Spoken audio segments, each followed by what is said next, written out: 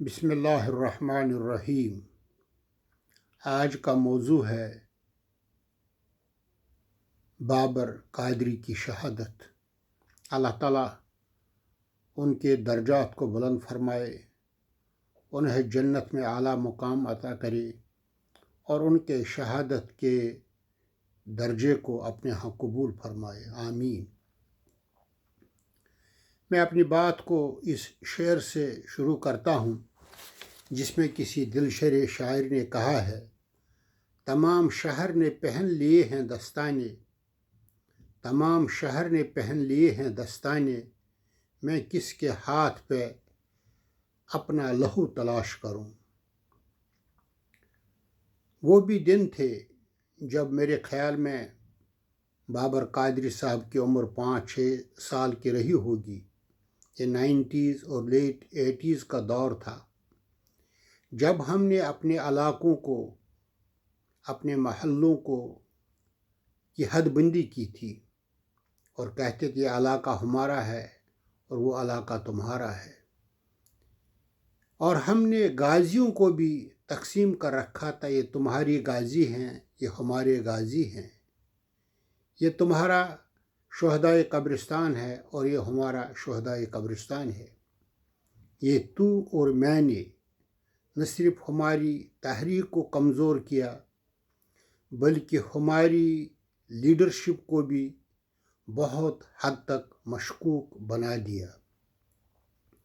یہ حقیقت ہے کہ دنیا میں انسانی المیوں، مصائب، مشکلات اور دکھوں سے وابستہ جو بھی داستانیں ہیں، ان کا جب بھی تذکرہ کیا جاتا ہے تو کشمیر کا تذکرہ لازماً ان داستانوں میں شمار ہوتا ہے۔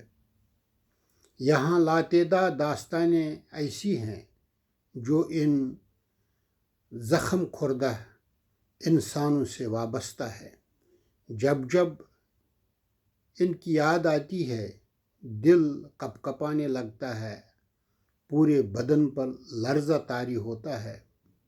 آج میرا دل انتہائی ملول ہے، میرا ذہن، میرا بدن چھلنی ہے، کیونکہ میرا ایک بھائی 2 دن قبل بابر قادری کو مجھ سے جدا کیا گیا۔ بہرحال وہ وہاں پہنچے جہاں ہم سب کو پہنچنا ہے۔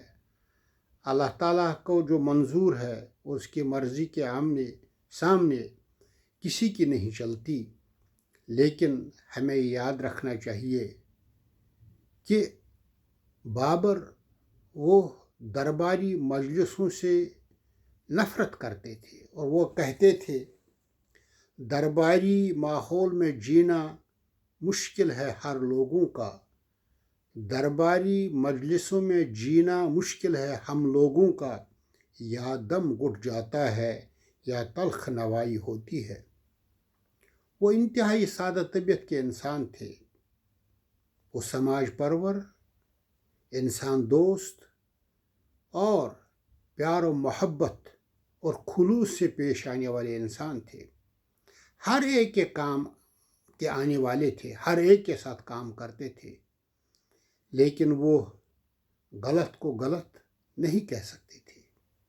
وہ جس چیز کو صحیح سمجھتے تھے اس پر عمل کرتے تھے، اور اسی لیے میں نے ان کو قریب سے دیکھا ہے۔ مجھے کئی بار انہیں دعوت دی اور یہ کہتے رہے کہ جب آپ یہاں آئیں گے پلیز میرے گھر تشریف لائیں۔ بہرحال میں نے کئی دن ان کے ساتھ گزارے، میں نے ان کو قریب سے دیکھا۔ وہ مخلص، انتہائی مخلص، ایثار اور قربانی کا مجسمہ تھے۔ اللہ تعالیٰ کو بہرحال منظور نہیں تھا، ان کو شہید کیا گیا، چونکہ وہاں شہید ہوئے جس کو کشمیر کہا جاتا ہے، جو ایجنسیوں کی آماج گاہ ہے۔ کسی نہ کسی طریقے سے بہرحال خون کا رشتہ جو ہے، یہ ناحق خون انہی ایجنسیوں سے مل جاتا ہے۔ چاہے ہم کچھ بھی کہیں، بہرحال ان کے مشوروں کے بغیر یہ کام پائے تکمیل کو نہیں پہنچتا ہے۔ بابر صاحب کہا کرتے تھے، ہم سایوں سے، ہم وطنوں سے لاشیں پوچھا کرتی ہیں، پیار کی باتیں کرنے والے والو قاتل کیوں بن جاتے ہو؟ بابر اس وقت ہمارے درمیان موجود نہیں ہے۔ مجھے بڑا دکھ ہے کہ میں ان کے جنازے کا کندھا نہ دے سکا، میں ان کے جنازے میں شریک نہ ہو سکا۔ مجھے اس کا افسوس ہے اور افسوس رہے گا، اور میں ان کے لیے میں نے بہرکیف اپنے سے نمائش غائبانہ ادا کی۔ اللہ تعالیٰ ان کے درجات بلند کرے۔ وہ یقیناً وہاں پہنچے جہاں ہر بندہ نہیں پہنچ پاتا ہے۔ شہادت کا رتبہ بہت ہی عالی اور عرفہ مرتبہ ہے، یہ کسی کو ہی نصیب ہوتا ہے۔ بہرحال بابر صاحب کے ان کے پیچھے جو 2 بچے معصوم بچیاں ہیں، مجھے جب ان پر نظر پڑتی ہے ترس آتا ہے۔ ان کی اہلیہ محترمہ، اللہ تعالیٰ ان کو بھی صبر دے۔ وہ اس سے پہلے بھی صبر آزما لمحات سے گزری ہے جب ان کے والد ڈاکٹر غلام قادر وانی کو شہید کیا گیا تھا۔ بہرکیف سمجھ میں نہیں آتا ہے کہ کشمیر کا ماحول اب کہاں جا رہا ہے۔ ہمارے سماج اور آج وہاں کا سماج ایک بار پھر اپنی جگہ سے ہل گیا ہے۔ جان، مال، عزت، آبرو، یہاں کوئی چیز محفوظ نہیں۔ یہاں اپنے سایوں سے بھی ڈر لگتا ہے، اور انشاءاللہ مجھے امید ہے کہ شہداء کا یہ خون رنگ لائے گا، آج نہیں تو کل۔ یہاں کسی کو دوام نہیں۔